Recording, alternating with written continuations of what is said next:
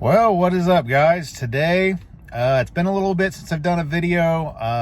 I just got lazy, just been getting busy with work, and but I don't know, there's a few people out there that subscribe lately, and it kind of gave me some inspiration to do something again. And a shout out to Jonathan Guerra, actually the son of a lady I met out in San Diego, California. We met at a Blind Guardian show, and I don't know, it's maybe like 2016.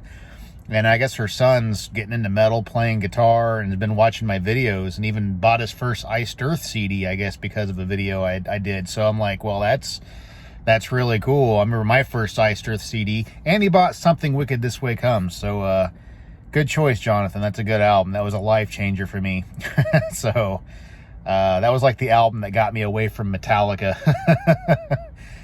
Yeah, because when Saint Anger came out, that was kind of like, yeah, I need to find something new. And I found Iced Earth, and I'm like, this is it. That's the band that's gonna lead me down a new path. But anyway, today is just a CD unboxing. I got another package from Gary Schaefer. I've done a few of these.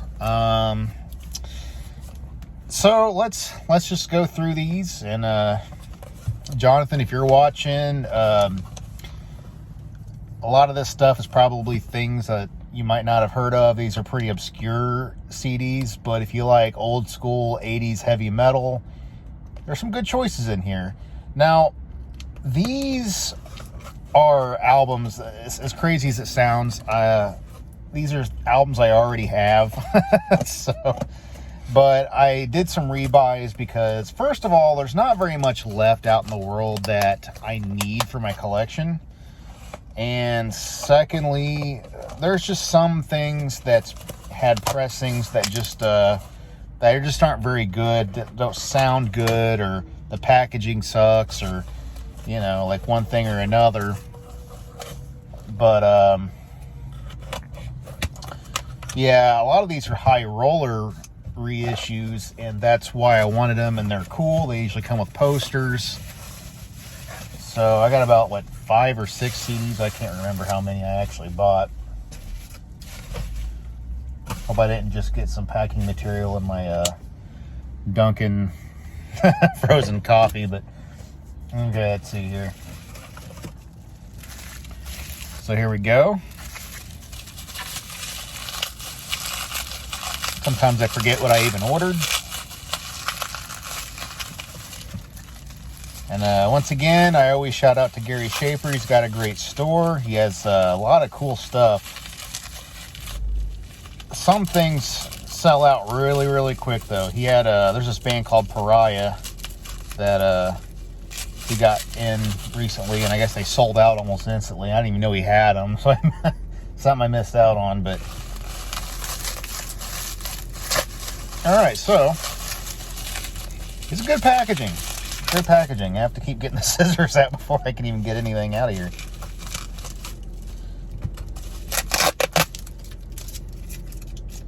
Good Lord, Gary. If you're the man, you definitely know how to package stuff. All right. First, a French band called Sortilege. The version I have of this is packaged with, it's a 2-in-1 with a band called Evil. The album's called Evil's Message, and it came with this as well. This is Sortilege's first, I think it's the first thing they ever did. It's their EP. And it's got about 5 tracks on it, about 4 bonus tracks on it, which I don't have any bonus tracks, so that's cool. I just kind of wanted it by itself on its own disc, and I don't know. I'm weird like that because I'm a collector. But this one, this one's not high roller. This one's Hellion, but it might come with a poster. Actually, it does come with a mini poster. Yeah, something for my wall. So yeah, French metal's really, really good. This is just kind of like, it's really melodic, got a really good high, clean singer. Their music almost has more of a beauty to it. It's really weird. It's called metal beautiful in a way, but it is. Very cool band. The French have some good bands, and I'm going to have to do a video one of these days on French metal. This one is something that, and it's a Brazilian pressing. Razor Violent Restitution. Okay, I already have Razor Violent Restitution. I have the original pressing that I bought at Abyss Records years ago. Probably, I don't know, early, like 2004, 2005 is probably when I bought this. But the problem is, and I'm not really necessarily into remasters and stuff like that much, but the original is just so darn quiet. For being one of the thrashiest, most intense albums ever made from the 80s, it sure was quiet. So I just bought this hoping maybe it'll be louder. It might not be. I might have wasted my money, but hey, I got 2 of them, whatever. And it does come with some bonus tracks, which some live stuff. So that's pretty cool. Definitely would like to hear the martial arts live. That'd be pretty cool. Might be worth it just for that.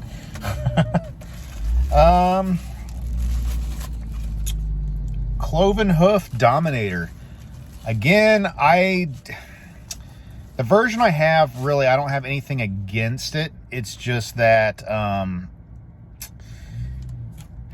this album has really, really bad sound quality, okay? Like, I don't know if it's been fixed. I'm kind of hoping it's been kind of remastered in some way. I don't know, because it's a really, really good album. Cloven Hoof is good. I think this is like their second album, and their first albums, it's good. This one's phenomenal. It just sounds all like, I don't know what you want to call it. It's just like a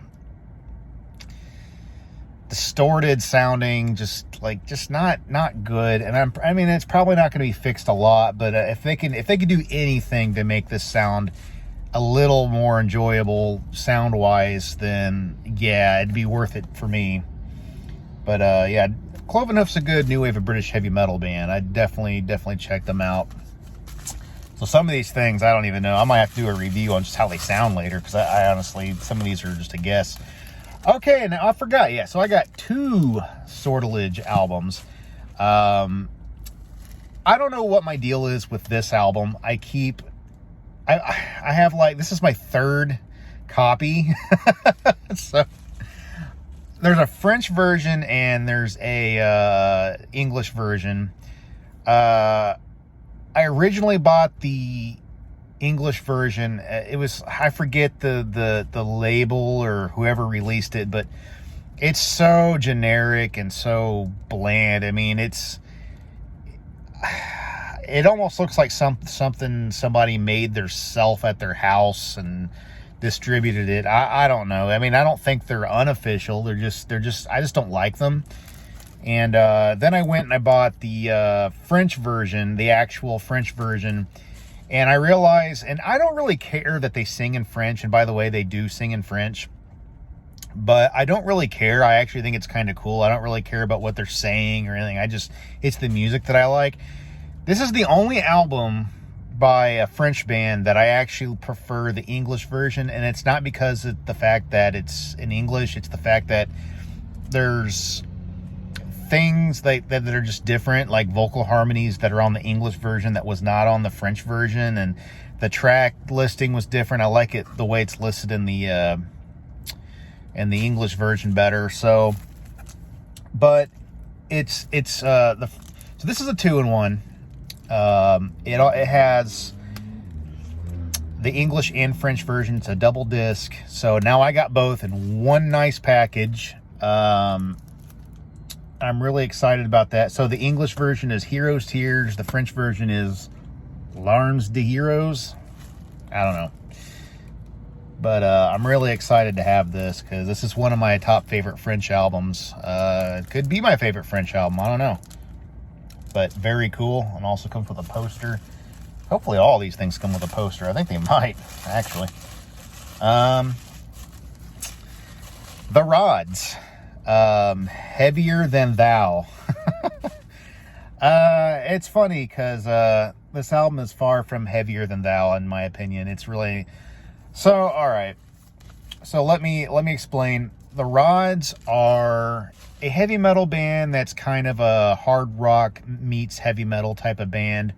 The one of the main guys in this band. His name is David Rock Feinstein, and he's done some solo work, but he actually is a cousin to Ronnie James Dio, and he was even in a band with Ronnie James Dio called Elf, way long time ago.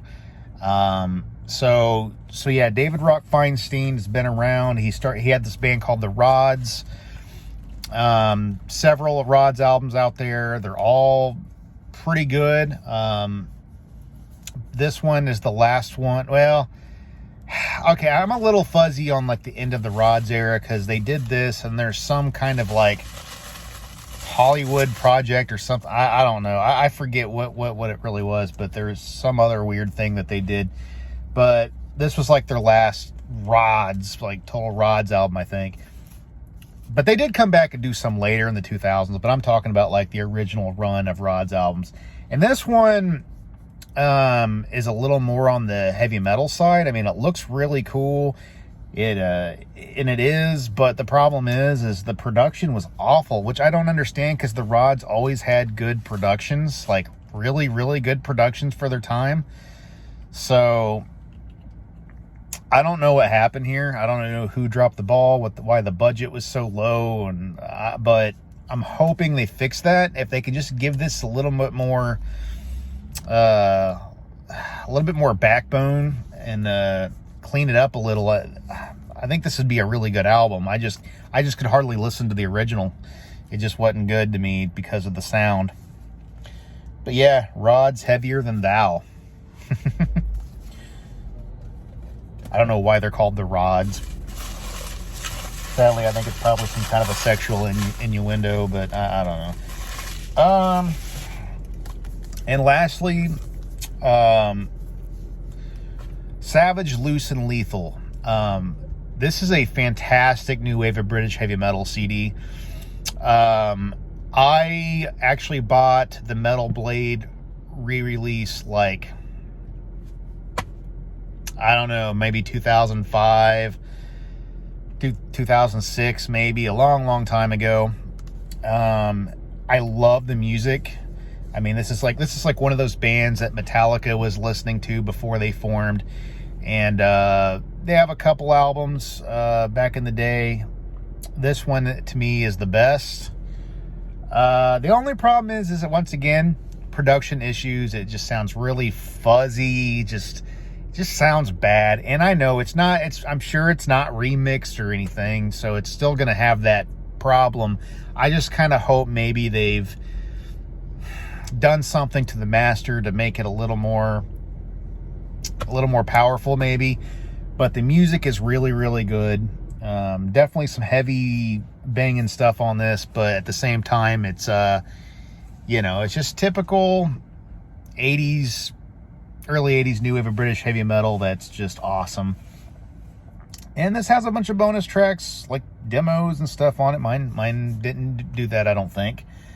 So I'm excited about that.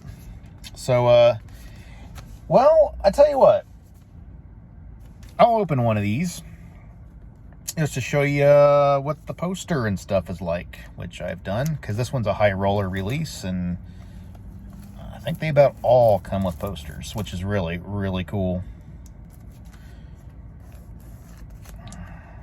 If I can get it open.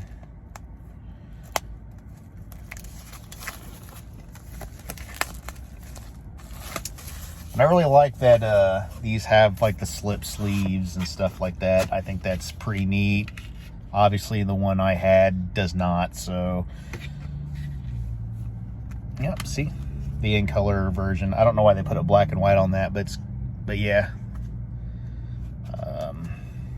I like how they're simplistic, like an old school original release. Oh, I think I see the poster.